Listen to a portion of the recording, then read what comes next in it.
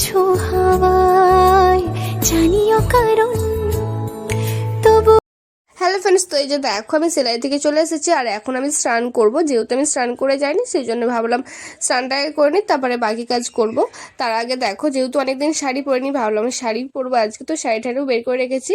আর এই দিকে দেখো, তো চলো দুপুরে কি রান্না হবে, তো ভাবলাম একটু জোগাড় করে রেখে যাই। প্রথমে আমি চলে আসলাম ফ্রিজের কাছে, তো ভাবলাম যে কালকে কিছু চিকেন আছে, তো ভাবলাম চিকেনটা আজ করা যাক দুপুরে তোমাদের দাদা ভাইয়ের জন্য। তো সেটাই করবো আজকে। তো প্রথমে দেখো চিকেনটা আমি বের করে বেসিংয়ে রেখে দেবো, যেহেতু বরফ হয়ে গেছে তো আগে থেকে বের করে রাখলে কি বলতো বরফটা গলে যায়। এদিকে দেখো আমার চিকেনও বের করানো হয়ে গেছে আর ভাতটাও আমি চাপিয়ে দিয়েছি। তো এখন যাবো হচ্ছে আমি স্নানে।